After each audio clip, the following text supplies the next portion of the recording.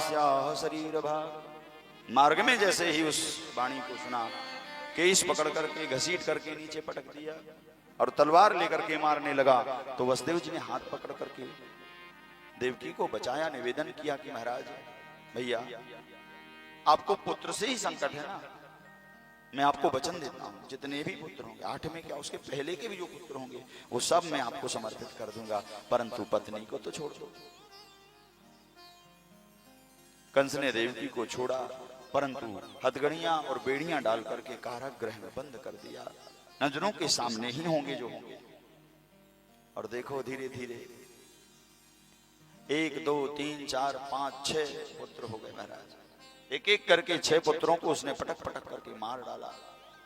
और जब पाप का घड़ा भरा तो 7वां गर्भ जब आया देवकी मैया के गर्भ में, तो भगवान ने योग माया का आवाहन किया और योग माया ने आकर के उस गर्भ का संकर्षण करके आकर्षण करके वसुदेव जी की जो दूसरी पत्नी थी, जो नंद बाबा के यहां रहती थी, रोहिणी जी, उनके गर्भ में रख दिया।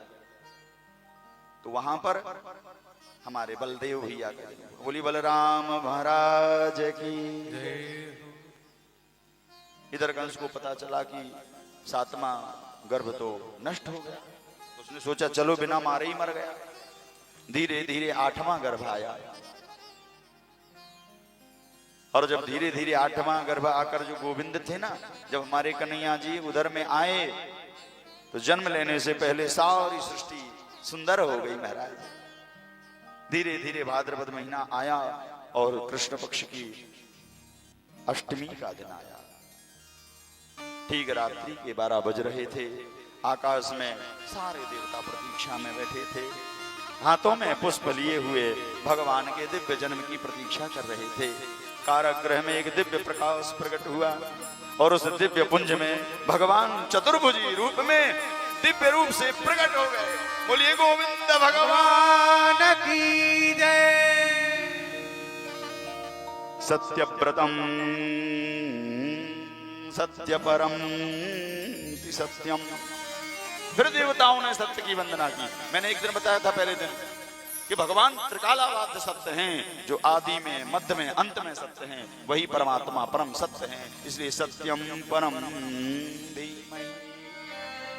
इसलिए सत्य की वंदना भागवत में होती है, किसी देवता की वंदना नहीं है। सत्यम परम धीमहि पहला स्कंद, पहले स्कंद का पहला श्लोक। और इधर देखो 10वें स्कंद में जब हम पहुंच गए तो 10वें स्कंद के दूसरे अध्याय के 26वें श्लोक में पुनः सत्य की वंदना हो रही है। क्या कह रहे हैं श्री सुखदेव जी? सत्यव्रतम सत्यपरम त्रिसत्यम सत्यस्य योनिं निहिते च सत्यम सत्यस्य सत्यव्रत सत्यनेत्रम सत्यात्मकम त्वां शरणं प्रपद्ये। और भगवान प्रकट हो गए। बोलिए बाल गोविंद सरकार की जय। भगवान के आदेश पर नन्हे से कन्हैया को भगवान के पिता वसुदेव जी ने एक अपने दुपट्टे में लपेटा, हृदय से लगाया और जैसे ही हृदय से लगाया महाराज हथगड़ियां टूट गई, बेड़ियां खुल गई, पहरेदार सो गए, दरवाजे खुल गए और भगवान को लेकर के वसुदेव जी रात्रि के 12 बजे मथुरा से गोकुल की ओर चल दिए। यमुना को नाक करके लांघ करके महाराज गोकुल पहुंच गए। गोकुल में कन्हैया को यशोमती मैया के बगल में रख दिया और यशोमती मैया के यहाँ जो कन्या का जन्म हुआ था माया का, उस माया को लेकर के फिर श्री वसुदेव जी कारागृह में आ गए। फिर हथगड़ियां लग गई, बेड़ियां लग गई, दरवाजे लग गए, पहरेदार जग गए। जानते हो क्यों? 1 मिनट भैया, 2 मिनट, बाजे वाले भैया शांत तो रहो जरा, 2 मिनट। इस कथा का तात्पर्य क्या है? इधर सुनो उधर तो अभी आ ही रहे, तो आनंद लेना ही है। देखो भगवान को जब हृदय में रख करके ले जा रहे थे कपड़े में लपेट करके, तो हथगड़ियां बेड़ियां खुल गई, पहरेदार सो गए, दरवाजे खुल गए। मतलब भगवान को जब साथ में हम रखते हैं ना तो मायामय संसार हमसे दूर हो जाता है। हम संसार की बेड़ियों से दूर हो जाते हैं माया के चक्कर से हम दूर हो जाते हैं। संसार की माया हमें व्याप्त नहीं होती है। लेकिन देखो वसुदेव जी ने जैसे ही भगवान को छोड़ा और माया को लिया, कन्या को, और फिर लौट करके जैसे ही आए तो देखो पीछे से दरवाजे बंद होते गए, पहरेदार जागते गए, हथकड़ियां लग गई, बेड़ियां डल गई। मालूम क्यों? क्योंकि जो भगवान को छोड़ता है, माया को पकड़ लेता है, उसको संसार की बेड़ियां पकड़ लेती हैं। उसके लिए संसार के सब सुखों के दरवाजे बंद हो जाते हैं महाराज। इसलिए भगवान को हृदय में धारण करो वसुदेव जी के जैसे, तो निश्चय है संसार की माया आपको व्याप्त नहीं होगी। सो भैया देखो, अब धीरे धीरे हम कंस महाराज की चर्चा तो छोड़ो। जय हो महाराज नंद बाबा की। हमारे बीच में नंद बाबा नंद रानी जी आई हैं। हमारे राठौर परिवार के छोटे बालक हैं महेंद्र राठौर जी। नंद बाबा का बनने का अवसर उनको दिया परमात्मा ने, और छोटी बहू को नंदरानी बनने का अवसर दिया है। भगवान करे जल्दी से जल्दी कन्हैया जी इनके घर में आ ही रहे हैं। वैसे हाँ, हमारे लाल गोविंद कन्हैया जी इनके घर में आए रहे हैं। आज दिन को अवसर दिया भगवान ने इनके यहाँ आने का। तो चलो भैया अब हम चलते हैं नंद बाबा के घर में। वहां बधाई उत्सव हो रहा है। सवेरे का समय नंद बाबा तैयार हो रहे थे। अभी तो भयो ना है जाने कब होएगो, अभी तो भयो ना है जाने कब होएगो। इतने में बालक आ गया, अरे बाबा बाबा घर पे चलो। बोले क्यों? बोले लाला भयो है। नंदा सुनंदा दौड़ करके आई, बाबा बाबा 9 लखा हार लूंगी। क्यों? बोले लाला भय है। बोलिए नंद के लाला की जय। चलो भैया अब बधाई उत्सव।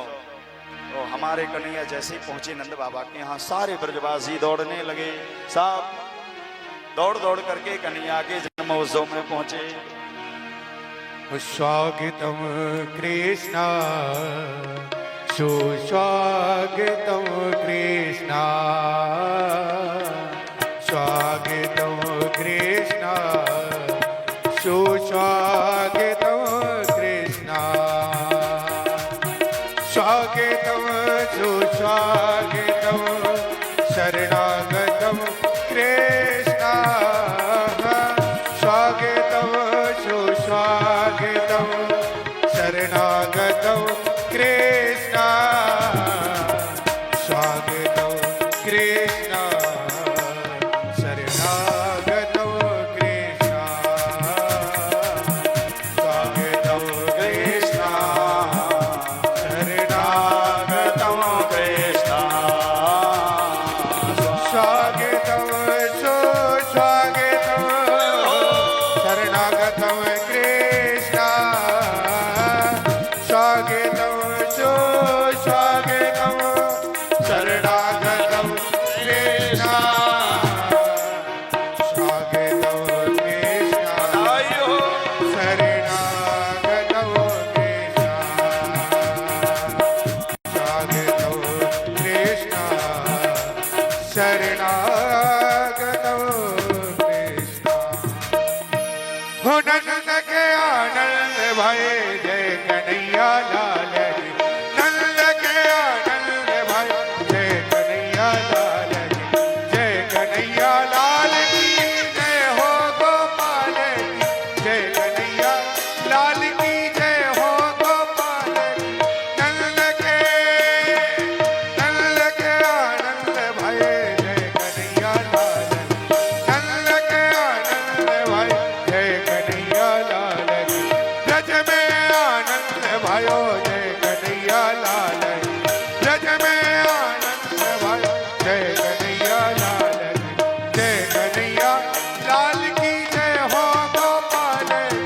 जय कन्हैया लाल की जय हो गोपाल की। ब्रज में आनंद भयो जय कन्हैया लाल की। ब्रज में आनंद भयो जय कन्हैया।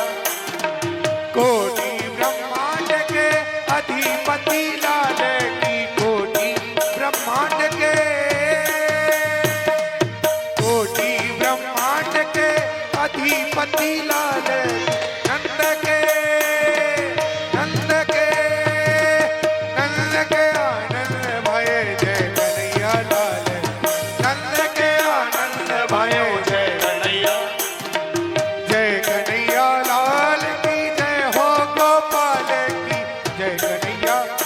की